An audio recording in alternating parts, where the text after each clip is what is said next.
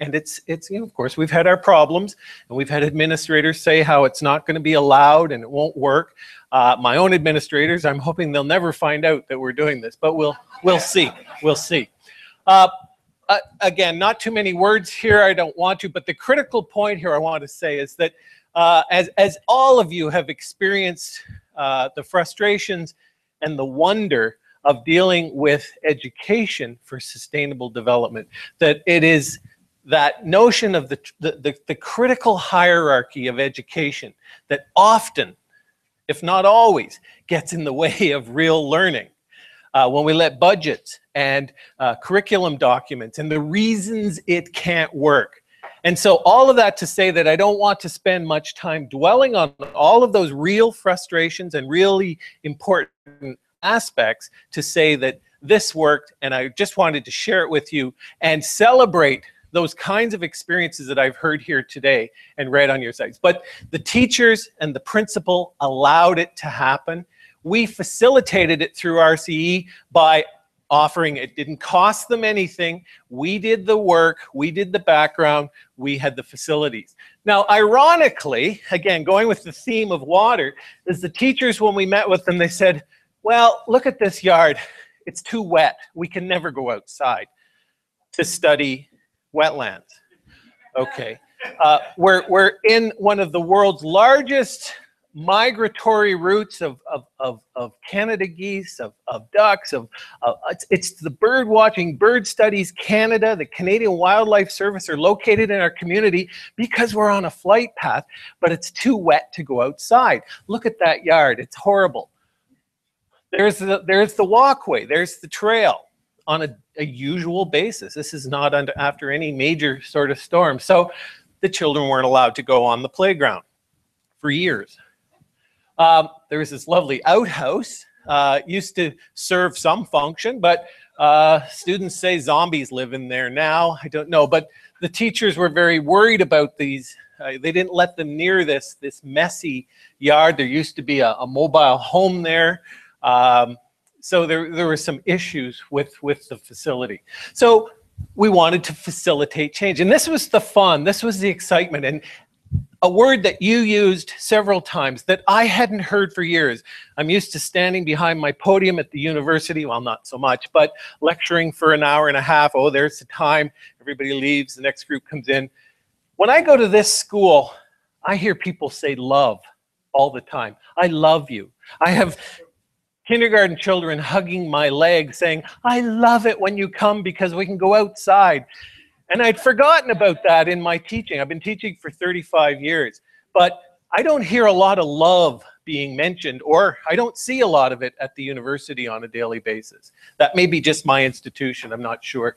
This was the exciting play area then that they were relegated to.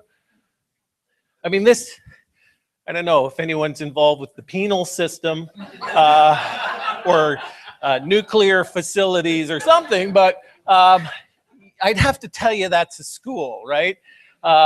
So my students got really engaged with this. They saw a real opportunity here. And so we started doing things. And like you and like your community, I got busy writing grant applications. And that's what we do, right?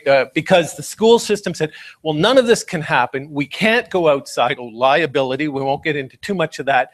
But we have no money. With the school system, did we mention the demographic decline? We got to pay for school buses because 98% of our students are bused to school. So we got to pay for the buses and all that diesel fuel. We can't be fixing up the school for learning.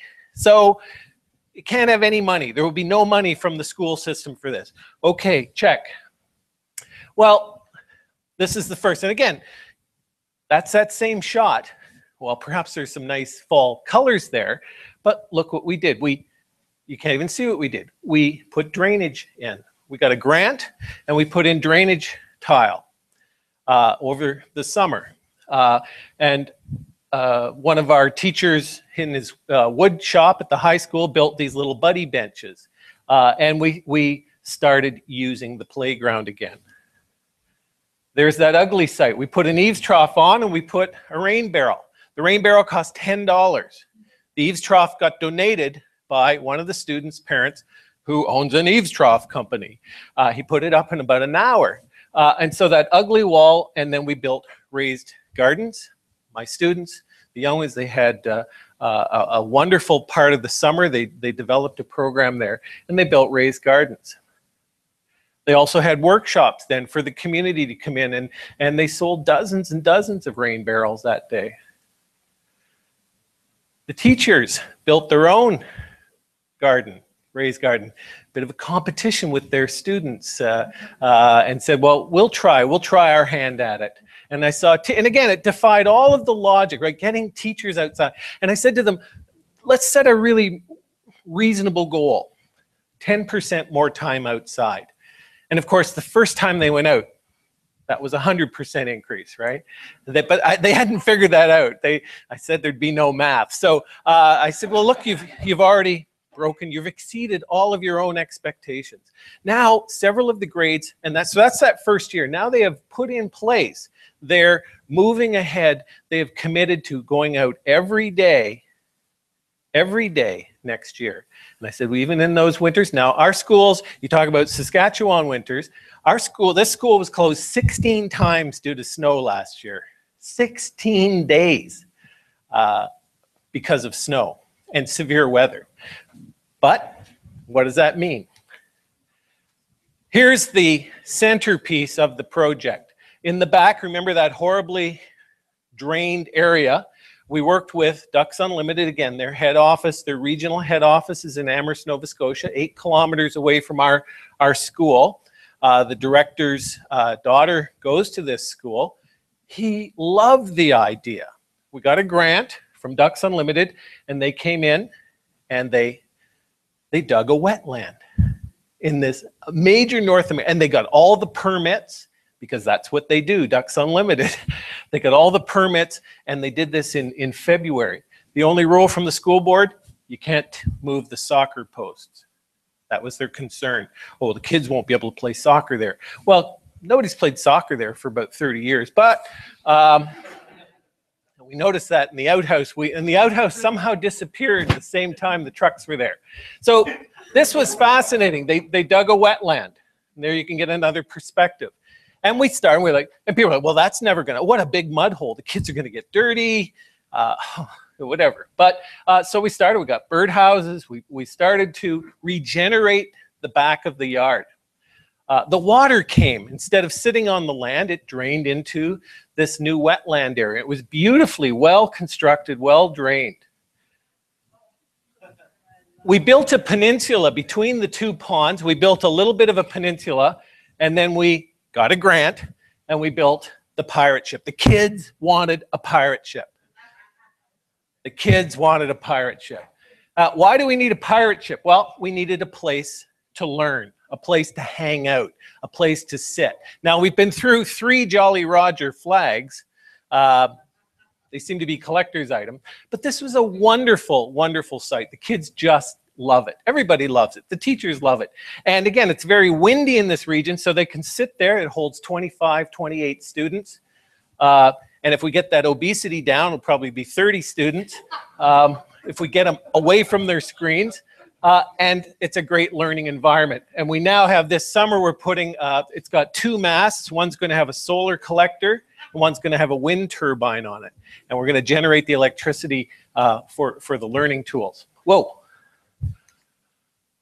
We built some covered spots so we could have some other learning. And you can see how this is a year later. You can see how the wetlands have filled in here. Geez, I'm getting excited. A local carpenter made some benches. You can see the pirate ship 1 year later. You can see how it's really come back quite well. There's a duck to prove that it seems to work. There's a teacher with her class outside.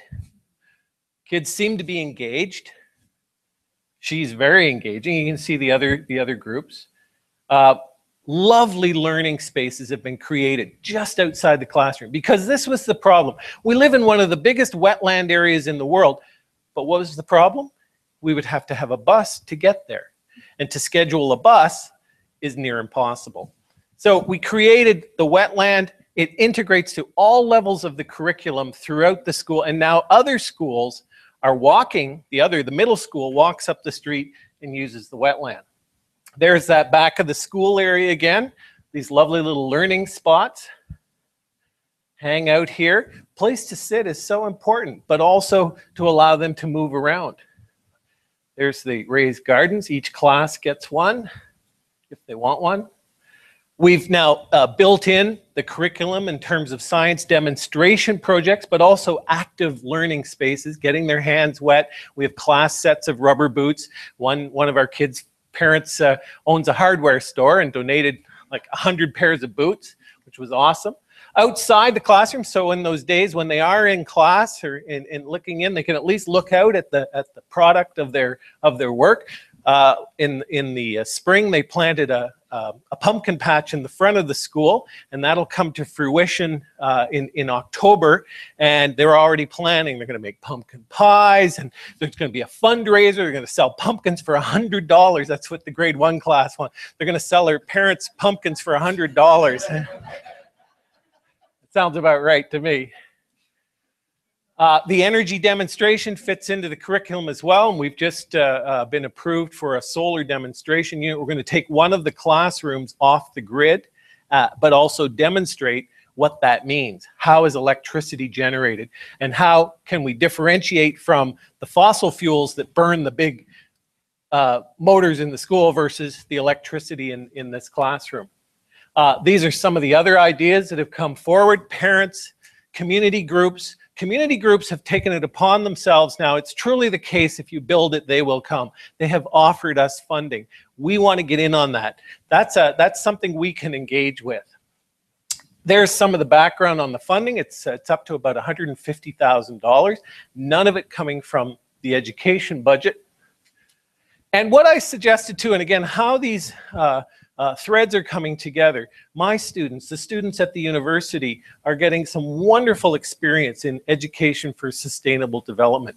All of them, the students, the teachers, the parents, the mayor, the council, that are now seeing what's going on up at that school. We're now actually moving out in this next year. We now have a $50,000 grant to develop a project called Sustainable Schools, Sustainable Communities. And we're going out into the community, and we're going to try and replicate this at the other schools. Lots of people involved, lots of partners.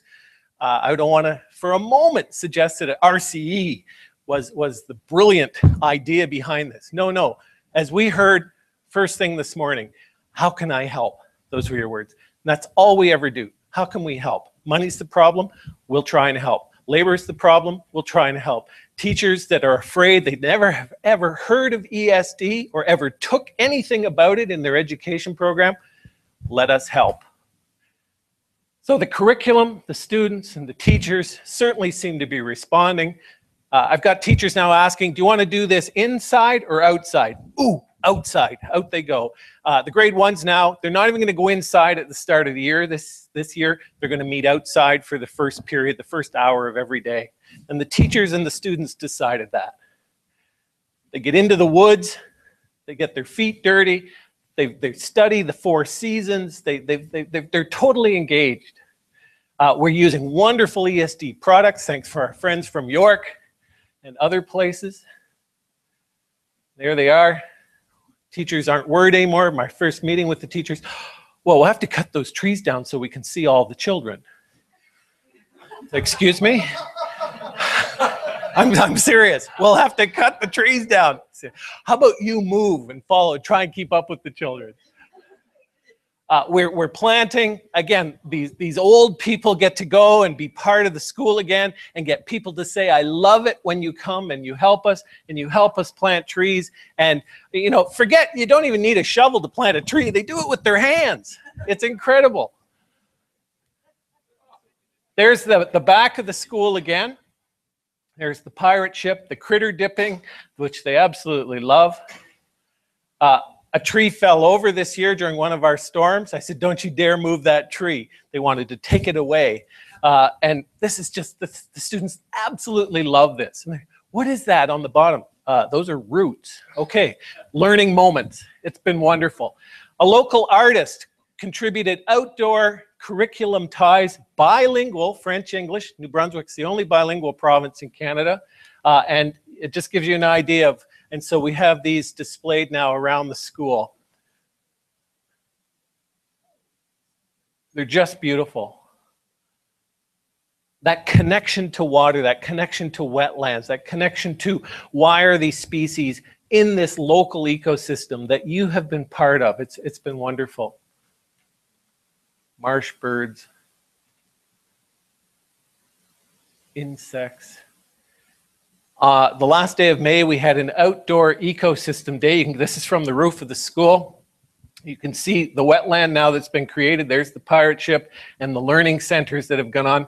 Nobody's on the play equipment, which I love. They're all out lost in the woods there. Just been a wonderful experience. Of course, as I said, lots of partnerships. This is what makes, as I gather from all of you, this is what makes our RCEs effective. A lot of work, but a lot of community support. And so, nature deficit goes. Thank you.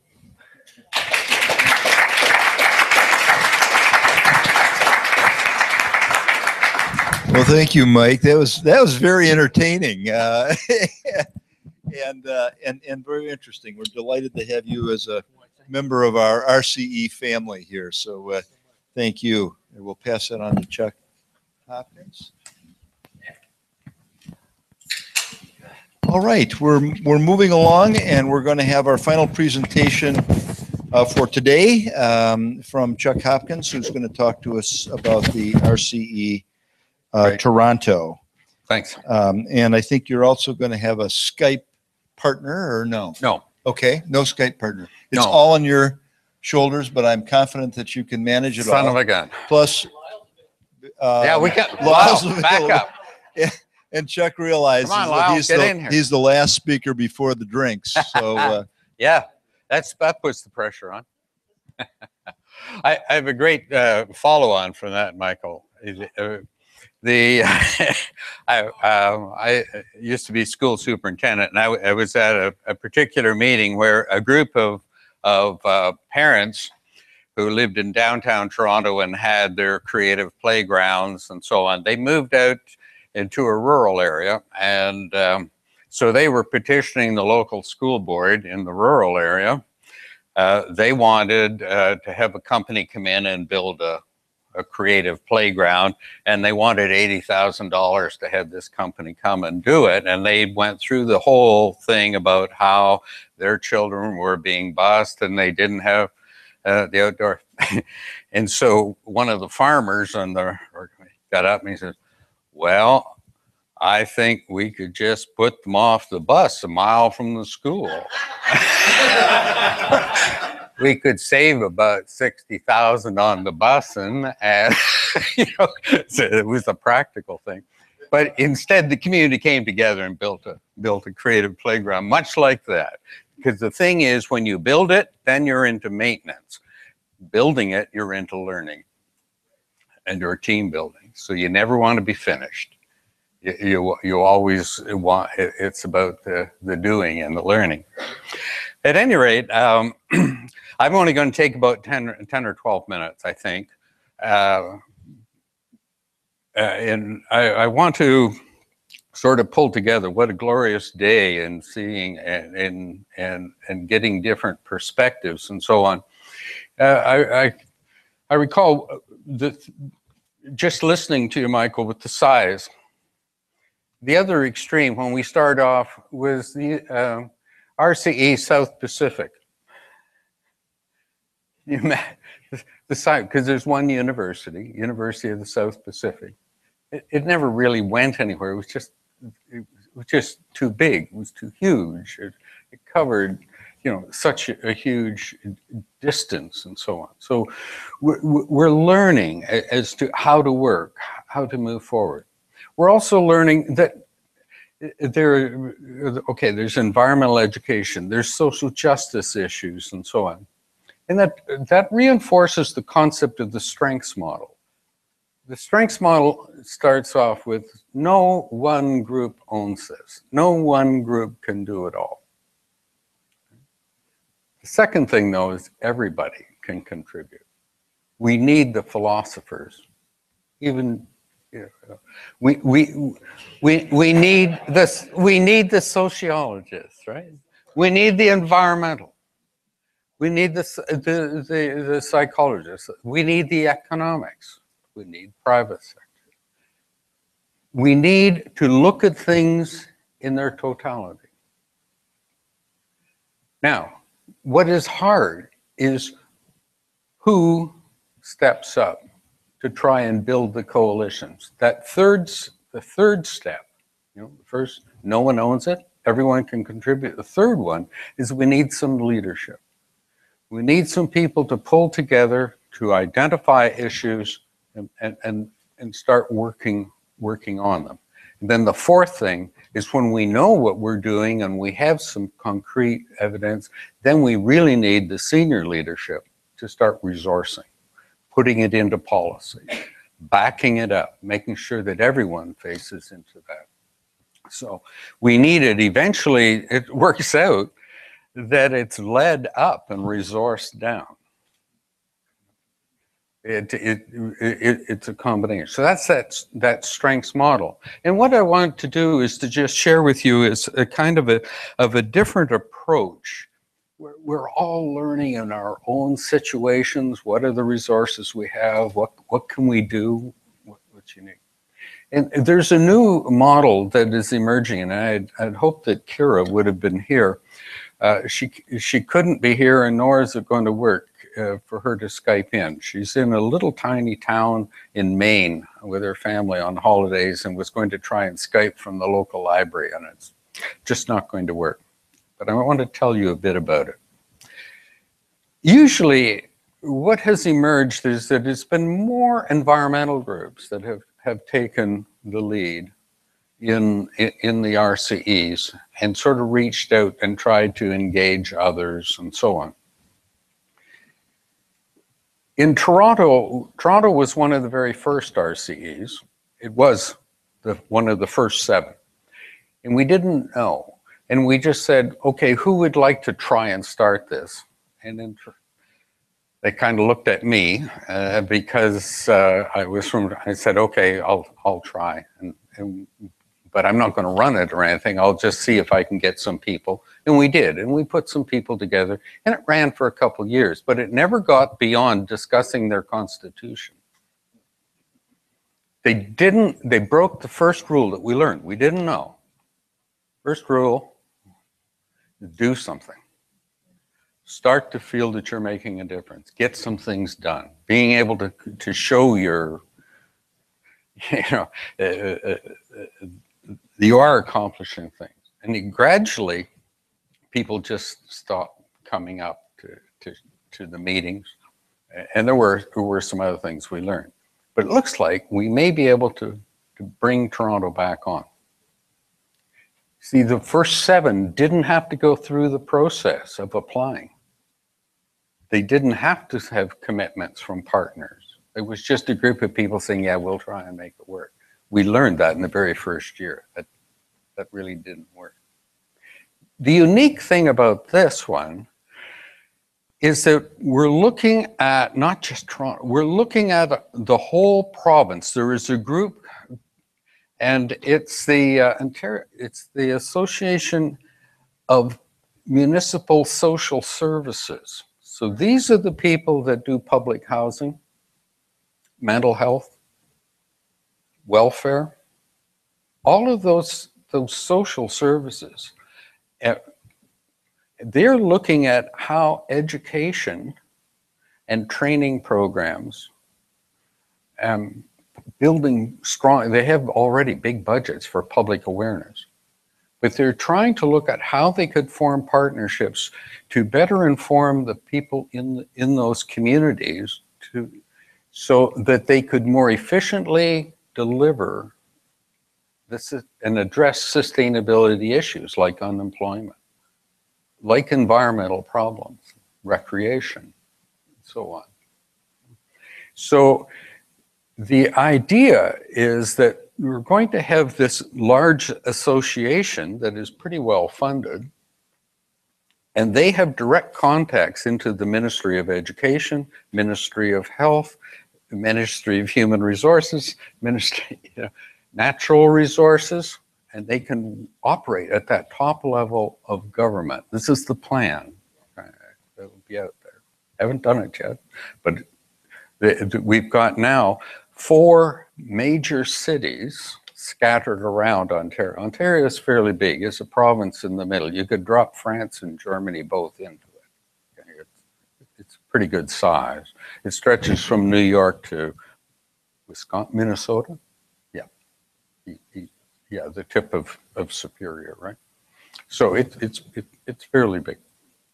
But there are a number of community the social service leaders who think that it's not saving money.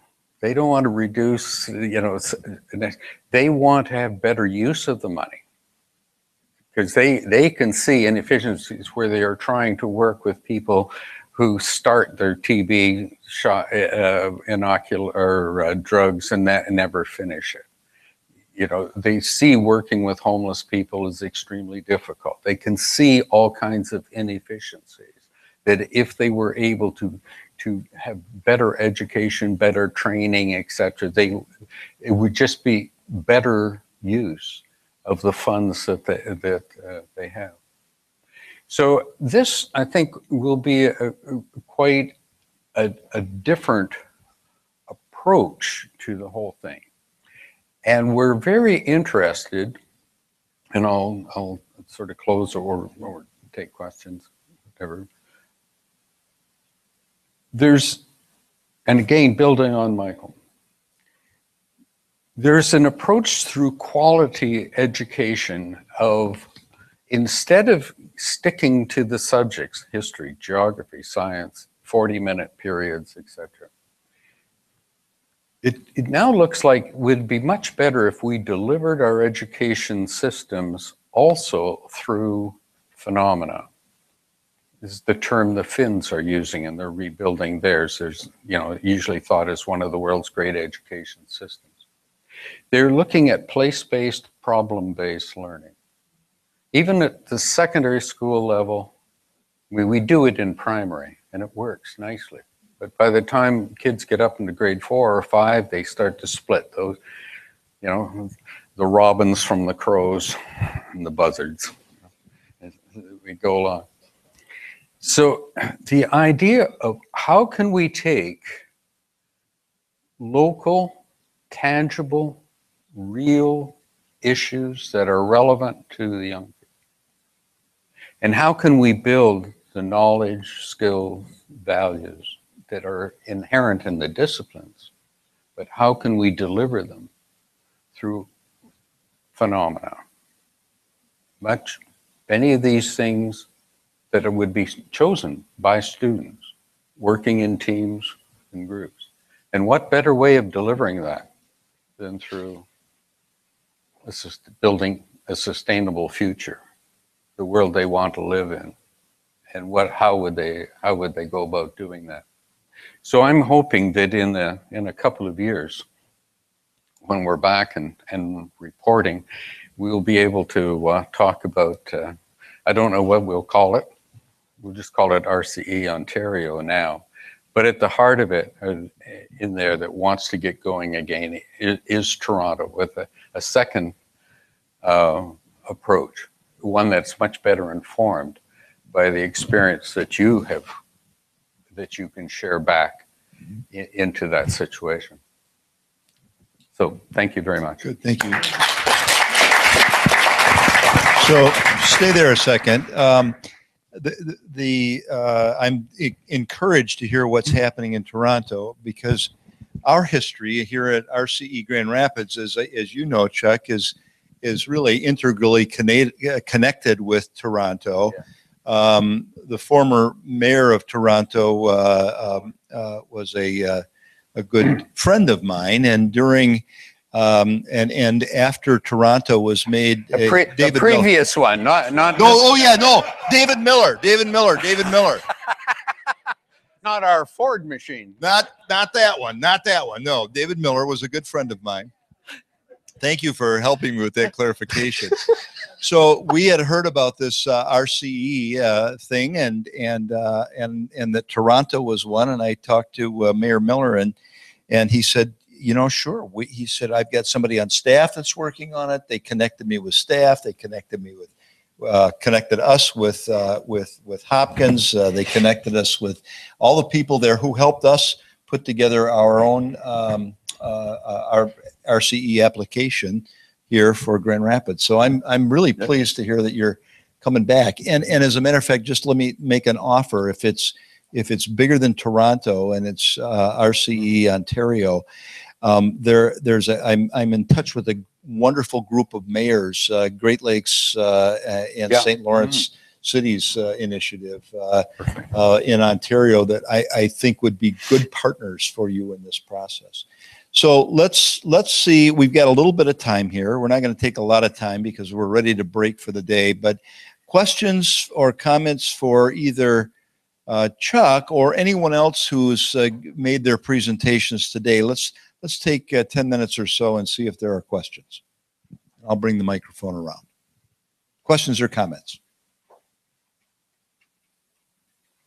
Or are we numbed out?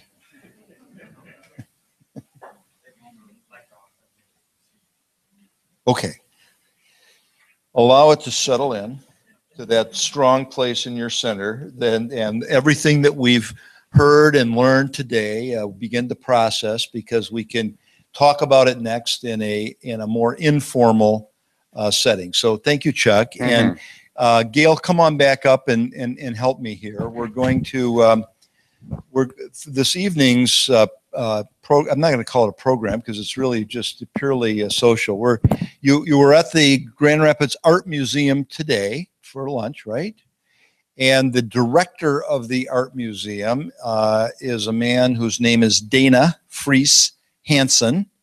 Dana came to us from the city of Austin, Texas, where he had run the art museum, was the director of the art museum in Austin, and we were able to lure him away from Austin to Grand Rapids. Dana and his partner Mark Holzbach own the condominium on the 33rd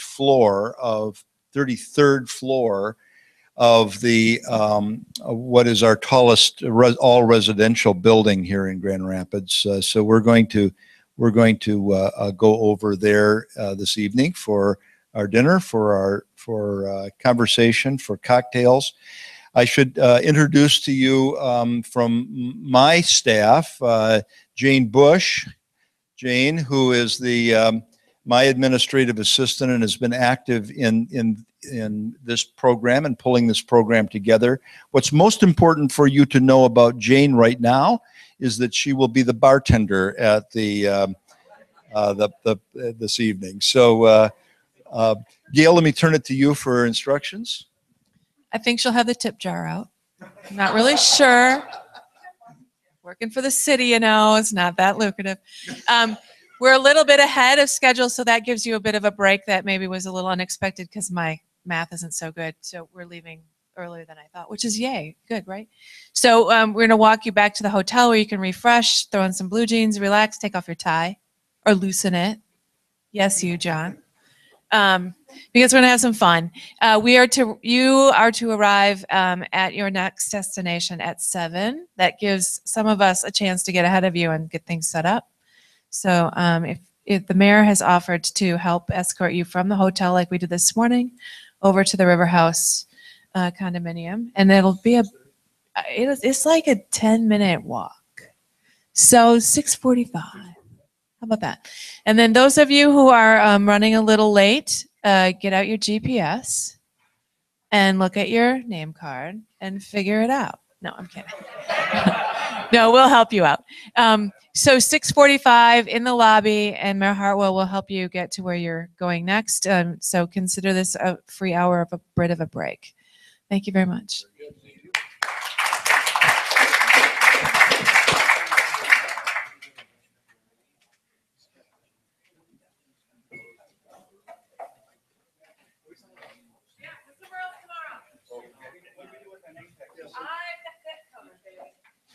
So this is the right. This is the last time that you'll be in this building. This conference is a movable feast. We'll be going from to 3 different venues on 3 different days. Tomorrow we'll be at Kendall College of Art and Design, which is Gail's institution where Gail teaches. And we'll give you more instructions about that tonight.